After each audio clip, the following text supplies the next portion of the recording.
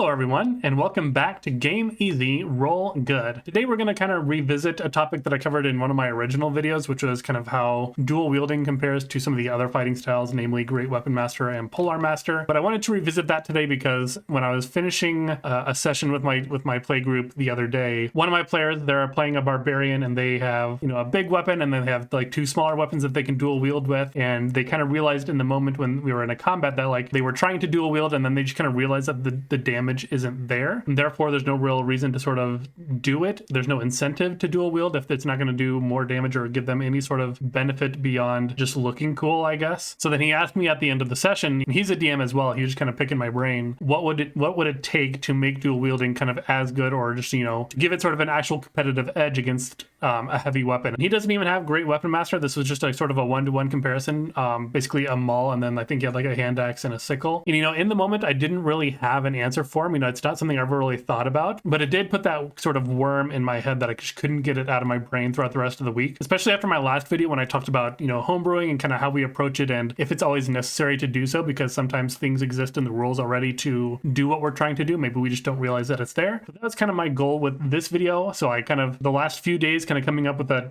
overly complicated spreadsheet that I'm pretty sure is not 100% correct. But so let's go ahead and get into it and like kind of cover what we did last time when I originally covered kind of dual wielding versus great weapon versus Polearm Master.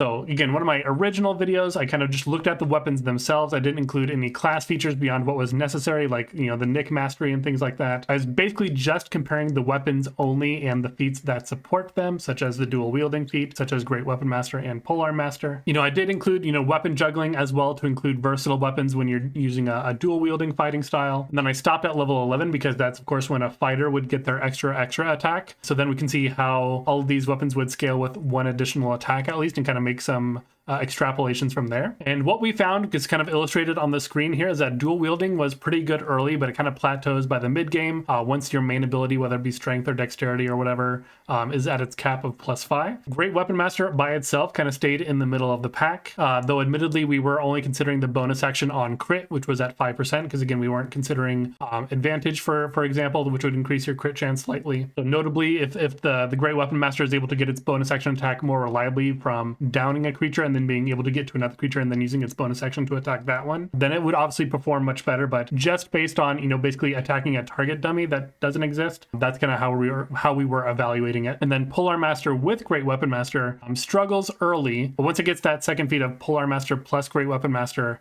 then it takes over later on. I think I was also including Sentinel as the second feat for the dual wielder and the Great Weapon Master as well. And I think I set that to like 50% of the time we're getting a reaction attack, something like that. So that's what we did last time. What we're looking at today is a little bit different, so we're going to set some new parameters, essentially just kind of based on the whim that I had. There's no real reason that I was doing it particularly this way, just what I wanted to do.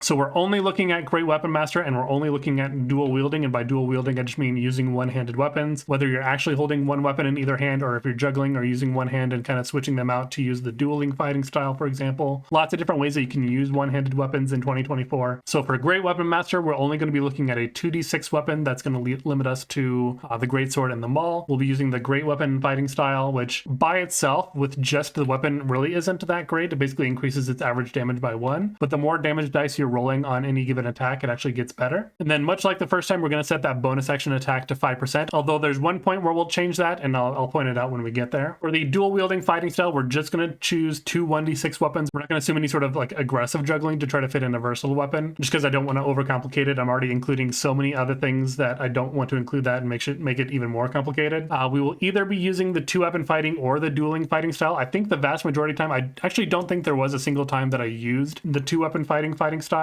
and that's just because like in 2014 it was very rare to have a bonus action of any kind, let alone a bonus action attack. Whereas now with the nick mastery, just having other good bonus actions between all classes and subclasses, the dual wielder feat giving you that bonus action attack is useful. I still do end up taking the dual wielder feat a lot of the time in the numbers that I'm about to show, but the dueling fighting style just applies to every attack of yours, whereas the 2-weapon fighting style only applies to the nick attack as well as the bonus bonus action dual wield attack from the feat. The dueling fighting style adds that damage across all of your attacks, even though it's a smaller amount. So it's kind of generally more reliable to use that if you're able to kind of weave your weapons in and out, so you're only ever holding one weapon at a time. For that bonus action attack for the dual wielding feat, we'll be setting it at either 75% or 100%, just depending on the bonus actions such as rage. Some other assumptions that we're going to be making is that, of course, our main ability score will be +4 at level 4 when we get our feat, and +5 by level 8, just to make sure that we're capping it as soon as possible. We might not always do that, but just for simplicity's sake, that's what I did.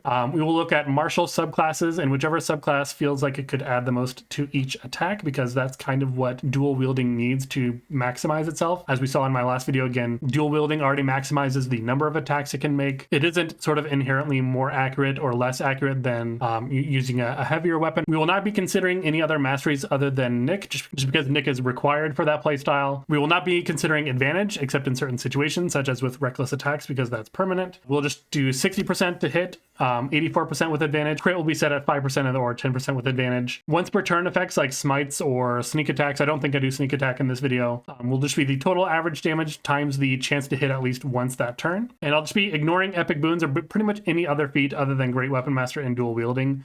Basically, the goal here isn't to demonstrate the highest possible potential of either playstyle, but rather just kind of compare how these two playstyles compare to each other while making sort of the least number of specific decisions possible, right? This isn't the best build. This is just kind of like, if I take it out of the box with this particular class and subclass, how is it going to work? So basically the most specific thing that we're getting into is, a class and subclass choice. When we get to some subclasses that have spells available to them, then we'll have to make some decisions for spells as well. But again, we'll get into that in a little bit. So as for what I was actually doing, to kind of give you a sneak peek at least, there's a picture on the left here that is just a small portion of the spreadsheet, but you can basically see that I was trying to account for as many possible different ways to add damage to attacks that I could. I created a list of these features and the ability to basically toggle them on or off by putting yes or no in that enabled column, or I was able to toggle the amount of damage for things like sneak attack or the proficiency bonus increasing for Great Weapon Master. And I basically just had one big unwieldy formula for both Great Weapon Master and dual wielding to say, if this thing is toggled on, put it here, here, and here in the formula to calculate the damage accordingly. In retrospect, I probably should have broken out different things into different cells, such as like your main attack, stringer attack action, your nick attack, your bonus action attack, just to make it easier to edit each one, not have to go through this big giant formula with a bunch of different variables. But it was too late by the time I thought about doing that. So you can kind of see at the bottom, it isn't a perfect representation of what the formula looks like, but it kind of gives you a general idea. The hit chance is calculated in as well as, of course, other miscellaneous things like booming blades when it becomes relevant are all kind of appended onto the end. Haste attacks, all that kind of stuff. It almost certainly is not 100% accurate, and even while I was making this video and putting this all together, I was noticing small things that I had to go back, redo all the numbers again. For the purposes of a demonstration, I think it'll be okay. Basically, my goal in doing this was just to see if dual wielding could at least be as good, and if I could find that to be true, then I would call it a success, and if it's even better, then I would call that, basically icing on the cake. Let's get into actual classes and subclasses now, and we're going to kind of start in alphabetical order. So for that reason, we're actually going to start with the Barbarian. We're actually going to be specifically looking at the Berserker. So something about the Barbarian is that they don't have access to any fighting styles. And again, we're not multi-classing in this either. We're just taking a straight class. If I got into multi-classing, that's a whole other can of worms. Of course, we have reckless attacks, so we can adjust our hit chance and crit chance. They have their rage damage bonus that scales as well. So that's something that is per hit as well. The frenzy attack in 2024, that's like a mini sneak attack based on your rage damage bonus. You roll a number of d6s equal to that, and you get that once per turn. So that is considered here as well. They have a level 10 feature called Retaliation. I didn't really consider it, and the reason I didn't consider it is that generally speaking, making extra attacks is just going to benefit whoever is dealing the most damage with a single hit. Most of the time, that's going to be Great Weapon Master, but there are situations like with magic weapons or whatever where a one-handed weapon could be doing more damage just outright than a normal weapon with Great Weapon Master. And then the final thing for Barbarians is that their strength increases to 24 or 25 depending on your epic boon, so that'll increase not only our damage but our accuracy as well. So you're probably already looking at the chart on the left here. You can basically see that with a normal weapon, not a magic weapon of any kind, Great Weapon Master does stay ahead pretty much the whole time, but it's not really by much. It's basically by less than 2 at level 5, gets a little wider at level 17, but then again at level 20, when your strength score goes up, you can see that per hit damage is really benefiting the dual wielder more than it is the Great Weapon Master. Again, because they're just making more attacks, so the more damage that they're able to do per attack really helps the dual wielder more than the Great Weapon Master. So I didn't include the actual chart here, but I point out here that if we added just +3 weapons, which adjusts our damage as well as our accuracy, dual wield will start pulling ahead at 81.5 to Great Weapon Master's 78.9. Again, this is at level 20. If we take away that +3 weapon and we just give them one vicious weapon, which adds +2d6 to their damage, dual wield will also pull ahead at 84.1 to 81.3. If we give them 2 vicious weapons, so the dual wielder has 2 vicious weapons now, and the Great Weapon Master just has the 1 vicious weapon, dual wielder goes even better at 90.7 versus 81.3. However, if we do that and we just set the bonus action of the Great Weapon Master bonus action attack to 50%, that brings the numbers a lot closer together. So basically what that means is that on turns where the Great Weapon Master can use their bonus action to attack, they would still be doing more damage than the dual wielder. And this wasn't really surprising. Again, I think in my last video I just kind of pointed out as well that Great Weapon Master in general benefits from having more attack, especially if it's during their attack action. So overall, I think dual wielding is pretty competitive for the barbarian. And again, this was just a full barbarian. If you took, one dip into fighter for, maybe the dueling fighting style or the 2-weapon fighting style, that would bump the numbers a little bit. But also then the heavy weapon master would also get access to great weapon fighting if they wanted to boost their damage a little bit, which again works very well with the frenzy attack. But of course, with the retaliation feature, and if they choose to use a weapon that has cleave instead, which the damage would drop a little bit based on the weapon because it's not a 2d6 weapon anymore, it's either a 1d12 or 1d10. But cleave, of course, is very good for Berserker in addition to having the retaliation. There's just so many things that it can do. But I still think if you wanted to dual wield as a Berserker Barbarian, you could really still get away with it. And so I think that's pretty promising on its own. So let's look at the next class then. So we're going to skip over to the fighter.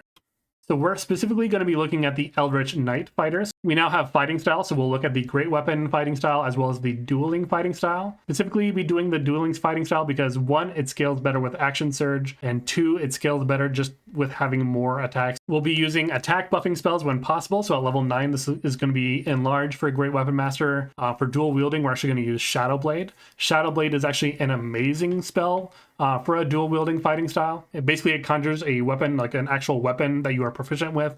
It doesn't use your spell attack bonus. It is not a melee spell attack. You make normal attacks with it. It does 2d8 psychic damage as the weapon damage, but of course you can still add your ability modifier to that damage. So it's basically just a sword that you're proficient with. You don't get any masteries with it, but it does have the light property. It does have the finesse property. So not only can you use your dexterity with it, but you can also trigger the light weapon property, which will trigger the nick attack as well. So it works incredibly well for dual wielding. So we're going to be using that one a lot as the Eldritch Knight to really boost up our damage when we need it. Level 13 Great Weapon Master will be using haste. During Action Surge, we'll use Spirit Shroud just because it ended up being higher damage. Dual wielding, again, we'll just use a 3rd level Shadow Blade. Then at level 20, of course, we have 1 4th level spell slot, and we're just going to be using it on Conjure Minor Elementals for both of them because that was the most damage that both could do. The Eldritch Knight does get the ability to cast a cantrip as part of one of their attacks, and for that we're going to be using Booming Blade. We will not be considering the reverberation damage, like if the target moves, just the additional damage on the primary attack. So you've probably already looked at the chart on the left again, so we can see that at level 5, Great Weapon Master is slightly ahead, and then we have our Action Surge damage next to that as well. So Action Surge, Great Weapon Master is very far ahead. Level 9, we now have access to Shadow Blade, and Shadow Blade basically carries dual wielding from levels 9 to 17. We have 33 versus 27,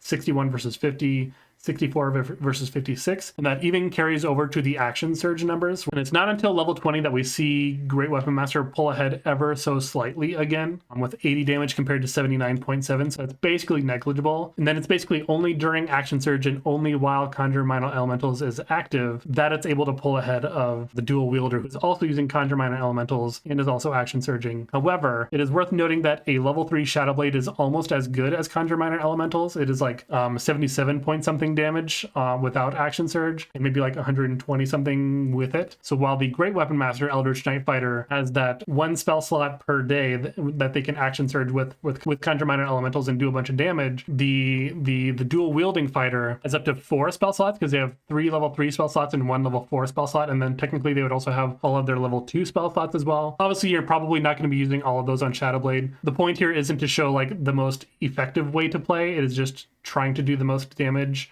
So that doesn't mean that we're making the most optimal play all the time. And so that also makes it obvious that dual wielding has to lean on these spells a lot more than Great Weapon Master does, because outside of Shadow Blade, outside of all these other spells that buff your attacks, Great Weapon Master would be better. And you know, if you're doing that, basically if you're exclusively using Shadow Blade and all these other very specific attack spells, that also means that you aren't using those spell slots for things that might be more effective in the moment, like a Hypnotic Pattern, or maybe some, you know, some sort of maybe AoE or control spell that you could be doing. Even a Fireball in the right moment is obviously going to do better than a number of attacks. However, if you have low intelligence such that your save DC is basically going to be negligible anyway, you might already be making decisions like this where you're just like, all I'm doing is picking spells that buff my attacks. You know, that is certainly a way someone could play an Eldritch Knight. So overall, I'm really kind of excited about these numbers. I do really like the 2024 Eldritch Knight in general, and also just knowing that they can be a very effective dual wielder, especially with the spell support, is very, very cool. And it's also notable that the dual wielder is also less punished by the capstone for the Eldritch Knight, where they can sacrifice 2 attacks during their attack action to cast a spell of 2nd level or lower. So they don't have to give up as many of their total attacks as the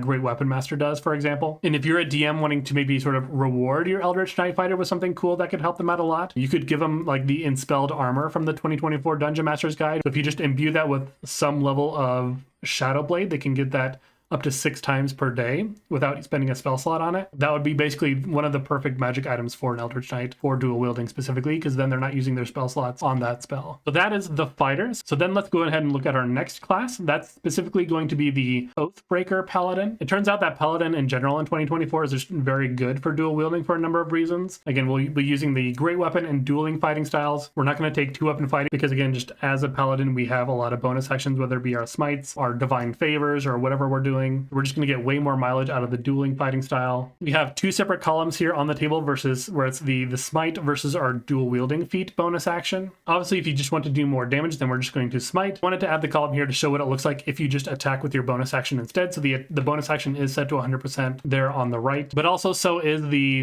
bonus action attack for the Great Weapon Master. So if the Great Weapon Master is also able to make their bonus action attack, that's how much damage they would be doing on that far right column. We chose the Oathbreaker specifically because they get the Aura of Hatred, which allows them to add their charisma modifier to their damage. We'll start that at +2 at first. Starting at level 7, we'll increase it to +3 at level 17+. Divine Favor is concentration free, so if we need to, we can concentrate on another spell. It is turned on basically for all of these numbers. I basically didn't ever assume that we didn't have it up. We will always use the highest level smite available. It is just 1 smite on that turn, but we're just going to use the highest level smite that we have available on that turn. At level 17, we're going to be using Holy Weapon with a 4th level smite, because Holy Weapon is a 5th level spell versus a 4th level smite, and we only have 1 spell slot at 5th level at that time. Then at 20th level, we will use Holy Weapon with a 5th level smite, which will be both our 5th level spell slots. Again, probably not something that you might actually do in game, but you could do if you wanted to. So much like the Barbarian, we can see here that the numbers are surprisingly close on turns where you smite. Another thing I actually didn't list here that I forgot to list is that at level 11, I believe it is, the Paladin gets Radiant Strikes, which is a similar feature to what it had, where it's like improved smite or whatever, where it basically gets a 1d8 on all of their attacks. So not only do we have Divine Favor, which is concentration free, which is 1d4 to all of our attacks, but then we just have a free 1d8 to all of our attacks at level 11 as well. So that's actually very, very good for dual wielding, and is a big reason why Paladin by itself, just as a class, is very good for dual wielding. You know, it starts off in favor of Great Weapon Master, and it kind of stays in favor up until level 13. Again, after level 13, this is when we have our Radiant Strike, so we're doing that extra 1d8. Again, it stays very, very close at level 17, and then pulls slightly ahead at level 20 when we get our Holy Weapon as well, when we're doing an extra 2d8 on all of our attacks with our main hand weapon at least. On turns where either weapon could make their bonus action attack instead of smiting, Great Weapon Master, of course, is going to do more damage, but remember that Great Weapon Master's bonus action attack is much more situational, so that is not something that can happen every turn, whereas the dual wielding attack does happen every turn as long as you attack with a light weapon. So probably on average, the dual wielder is going to be doing more damage in general. The Oathbreaker also specifically probably has more multi-class potential, going into Pact of the Blade Warlock to just double dip on that charisma once they get their Aura of Hatred. And then it's also notable that the bonus action attack from dual wielding, since it's a very reliable bonus action attack that you can do whenever you want essentially, may also just save you spell slots on smites where maybe you want to do more damage, but you don't think it's worth spending the spell slot on smite to do so. So that is something that dual wielding would have over the Great Weapon Master fighting style. You know, I've definitely heard whispers of dual wielding Paladin builds in 2024. I think people have probably released, some build videos already on them. I never really looked into them. I haven't watched them yet, but I think it's pretty cool to see that even with a pretty vanilla build here, that the numbers are close enough that you could pretty much really go either way and be fine with it. I would even go so far to say as dual wielding is basically better since it has that reliable bonus action attack, which is just going to deter you from over smiting essentially. The next one we're going to look at here is the Swarmkeeper Ranger. This is actually going to be the last class that we look at. We will go into some honorable mentions though. Unfortunately, the Ranger just doesn't really have a lot of good options for this exercise, but Swarmkeeper was maybe the best one. I guess Hunter technically would have been better because it's a D8 at level 3 against a target that's already been damaged versus a D6 that scales up to a D8. It's whatever. The numbers aren't going to be that much different. So again, we're comparing the Great Weapon and dueling fighting styles again for the same reasons. Bonus actions for Hunter's Mark are going to eat up our bonus actions as well. So we're not always going to be able to reliably apply that dual wielding bonus action attack to make use of that 2-weapon fighting style. So I think kind of low-key dueling is maybe one of the most powerful fighting styles in 2024 with the addition of the Nick Mastery. Maybe it kind of always was, but it's just kind of overshadowed by the fact that, Great Weapon Master was even more overpowered in 2014. We're going to assume that we have Hunter's Mark up again, where of course that gives us permanent advantage after level 17. Of course, its damage increases to 1d10 at level 20. The Gathering Swarm gives us an extra 1d6 once per turn. That increases to 1d8 at level 11. And then we set the bonus action attack to 75%, just because, again, we have a lot of different bonus actions. We can see here, at least for the Swarmkeeper, that dual wielding actually stays pretty far ahead. The gap does start to close a little bit in tier 3, but by the level 20, I think it's widened again when the Hunter's Mark damage goes up to a d10. So it's kind of nice to see that outside of certain cheese strats, like I've made videos on, using a Strength Ranger with a Cleave weapon to kind of cheese some certain things that you can do. Overall, dual wielding is just kind of still better for a Ranger, and it's definitely easier for them to use because they don't need to invest in strength. Although while that is the case, Rangers also just lack a lot of good spells that enhance melee damage performance outside of Hunter's Mark. Basically, the vast majority of the spells either enhance ranged damage attacks, or either that or they're like area damage effects or area control effects. So while the numbers here are basically lower than a lot of the classes that we looked at just before, that isn't really to say that this is indicative of how the Rangers perform. And generally, the way that they play is wrapped up in their spells and how they use them, much more than say the Paladin, where basically they're mostly going to be using their spell slots for smites and more damage. I've always kind of felt like Rangers should be the best dual wield fighters, and I guess kind of they are, but they don't do the most damage with it. But I really wish they stood out more with that playstyle in particular. So let's move on to some honorable mentions and possibly some traps you might fall into when trying to make a dual wielding build. First, there's the Monk. So I think the Monk, even with 1 level and fighter for the Nick Mastery and the dueling fighting style, the Monk can get actually a lot out of dual wielding, and that's kind of cool for the Monk because outside of the Kensei Monk with a longbow, they aren't capable of using Great Weapon Master anyway. And even in 2024, they need the strength prerequisite to use Great Weapon Master, so they probably don't want to do that anyway because that's just going to spread out their ability scores even wider. The Monk gets a lot of benefit out of the scaling damage die that comes from their martial arts, so those 1d6 weapons can become 1d8 weapons, 1d10 weapons, and then 1d12 weapons. I think one of the coolest things about monks in dual wielding is that they don't need the dual wielder feat because they can already make an unarmed strike as a bonus action anyway. This means that there are no basically required offensive feats for the monk, which honestly is a very liberating feeling. The one downside to the Monk is that they really lack any way to add damage besides the Way of Mercy, which is only once per turn. When they make an unarmed strike, they can add necrotic damage equal to 1 roll of their martial arts die plus their wisdom modifier. Monks also do get a 3rd Flurry of Blows attack at level 10, so that's an extra damage as well, but the numbers don't really scale as high as like the Fighter or even the Barbarian, for example, or even the Paladin. So while the Monk can get that extra attack out of using the dual wielding playstyle, picking up that Nick Mastery, they don't really have any way to really abuse it, and it's probably because they have Flurry of Blows that Wizards of the Coast is scared to give them more damage per attack. But I think they could use something like the Frenzy attack from Barbarian, for example, where it's like a once per turn on your turn sort of thing where you deal a bunch of damage at once, and since the Monk can make the most number of attacks, their chance to hit at least once is basically 100%. For the Warlock, for most Warlocks, it can be kind of a trap to try to do dual wielding.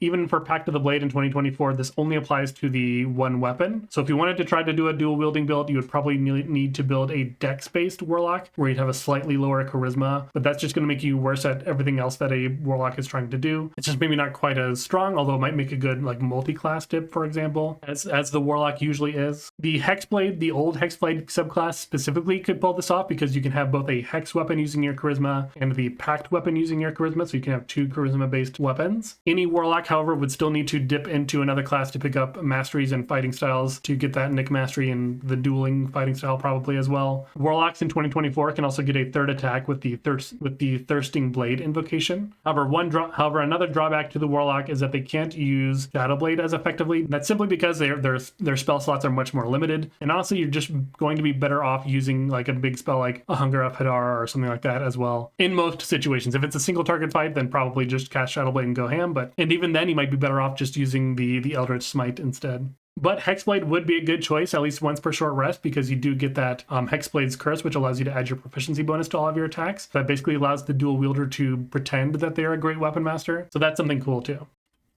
The last of the honorable mentions here would be the Bard, of course. So the Swords and Valor Bard could both dual wield pretty well. Swords would still need to get the neck mastery from somewhere. The Valor Bard needs both the fighting style and the mastery. However, the drawback to the Bard is that they don't get good weapon-focused skills until level 10 or higher with magical secrets. While they can dual wield well, the damage isn't really going to scale until they can start using that spell support to really make them stronger. The Wizard, basically, it's only going to be the Blade Singer that could be considered for this, and hopefully the Unearthed Arcana, where they can use intelligence for their attack and damage rolls during Blade Song, goes through once we see that revision get published. Much like the Bard, they will need access to the mastery and the fighting style, and of course, their ability to dual wield effectively will then be limited only to during Blade Song. So while the Wizard does have access to a lot of the most powerful spells, and they could upcast then, your Conjure Metal Elementals at a 9th level or whatever and do a bunch of attacks and get all that out of it, they just have a much more limited use of their ability to make use of that dual wielding. And of course, they're also just very squishy as a Wizard. So with all the kind of class mentions out of the way, I did want to talk sort of about an elephant in the room, and that is the Cleave mastery. I kind of mentioned this before, but we did only look at 2d6 weapons, and there are no 2d6 Cleave weapons. In situations where Cleave is available, it basically makes Nick irrelevant, especially when you combine this with Great Weapon Master, because the bonus from Great Weapon Master basically supplants the fact that you don't get the strength bonus to the Cleave attack. And also, unlike Nick, Cleave also triggers on opportunity attacks, which means that, let's say that you're surrounded by, enemies, you can get the Cleave attack on your turn, and then if you can get an opportunity attack of some kind, and you make the opportunity attack, that can also trigger the Cleave attack, assuming that you have another target in range. That attack wouldn't benefit from Great Weapon Master, of course. It does benefit the heavy weapon playstyle, just in a way that no other weapon is able to do. I kind of feel like Cleave is basically the most broken mastery for that specific reason, because it can be used on opportunity attacks. If it was once per turn on your turn, it would make more sense, but I like it. Obviously, it's very powerful to be able to use that on opportunity attack, and it is a very situational thing that won't come up all the time. However, it is something that nothing else can replicate in the game. They even have that language in Warcaster that the spell that you cast can't target more than one target. However, Cleave can break that rule, essentially.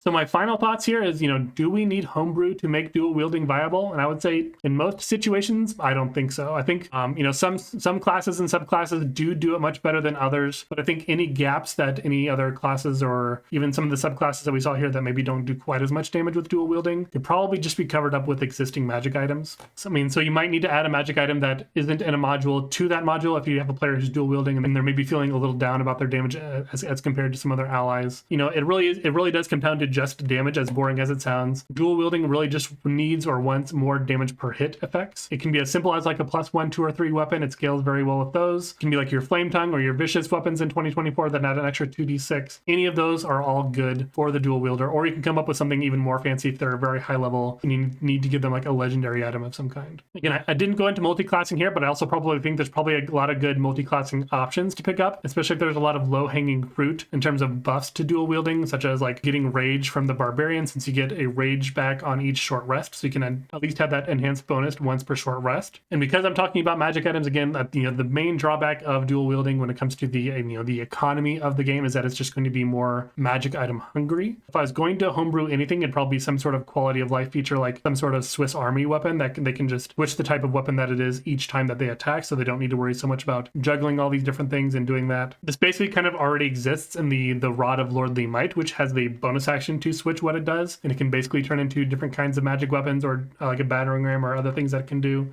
Obviously, that's like a legendary weapon. You're not going to give something like that to every player, but you can make an appropriately balanced version of that for a lower level adventure.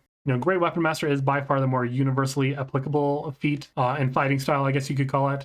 Dual Wielder does need to try harder to do the same thing, but there are ways to make it viable that exist in the game already that I don't feel like we need to do so much homebrew to try to make it good. We can either, make small tweaks to existing rules or use existing magic items to kind of buff the people who are using the dual wielding in ways that the person using the great weapons don't need to be buffed that way. Lots of different options that we have without needing to homebrew so much. That's everything that I wanted to cover in this video. Let me know what you thought about everything I covered here. Again, I didn't want to take the time to really drill into every single calculation, otherwise we would have been here for hours. Again, my numbers were probably not 100% correct, but I believe they were correct enough that, again, for demonstration purposes, more or less accurate within, a small margin of error. So let me know what you think about anything that I talked about here. Have you tried any particularly cool dual wielding builds in the 2024 rule set yet? How did those work out for you, especially multi-classing ones? Again, I haven't had the time to really dig into that just yet, but I am very interested in it because it is something that in 2024 I think has the potential to be very good as well. So again, let me know all that down in the comments down below, and while you're going down to those comments, please hit that like button. If you are a new viewer or a returning viewer who hasn't hit that subscribe button yet and you like what you saw here and you want to see more, please consider hitting that subscribe button and support the channel. I release videos every Wednesday and Sunday, so you always have something to look forward to. I appreciate your time, and I'll see you in the next one.